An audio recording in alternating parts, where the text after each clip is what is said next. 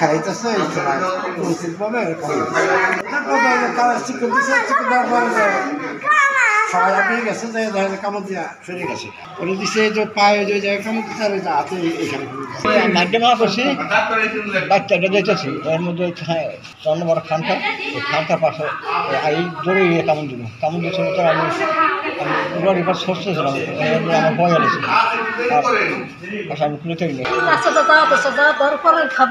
আপনার নিজের দিচ্ছে কয়টা কেমন দিচ্ছে? সকাল থেকে ইমার্জেন্সিতে আমরা 6টা বা 7টা রোগী পেয়েছি ডগ বাইটের, কুকুরের কামড়, যেটা খুব সম্ভবত তারা একই এলাকা থেকে এসেছিল। সব বয়সের রোগী ছিলেন, এর মধ্যে বাচ্চা ছিলেন, বয়স্ক রোগী ছিলেন। আর এটা দুপুর 2টা পর্যন্ত। আর 2টার পর থেকে এখন প্রায় 3টা বাজতে যাচ্ছে। এর মধ্যেও আমরা 3টা রোগী অলরেডি পেয়েছি কুকুরের কামড়ের, এবং আরও 3জন খুব সম্ভবত আহত, যারা আমাদের উপজেলায় একটু পরেই হয়তো পৌঁছে যাবেন আর কি, আমরা শুনতে পেয়েছি এলাকার লোকজনের কাছ থেকে। তো মোটামুটি আজকে প্রায় 12 জনের মতো কুকুরের কামড়ে বা আক্রান্ত হয়েছেন আর কি।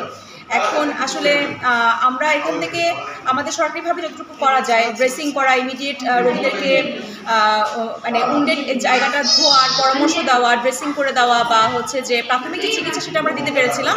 কিন্তু সবচেয়ে যেটা জরুরি সেটা ছিল হচ্ছে যে তাদেরকে ভ্যাকসিন, যেটা আমরা দিয়ে থাকি, র্যাবিক্স ভ্যাকসিন, আপনারা র্যাবিক্সের যে র্যাবিকটা আমরা দিয়ে থাকি, এই ভ্যাকসিনটা আসলে আমাদের উপজেলা হেলথ কমপ্লেক্সে কোনো সাপ্লাই আপাতত নাই, যার কারণে আমরা কোনো রোগীকেই আসলে সরকারিভাবে সেটা দিতে সক্ষম হইনি।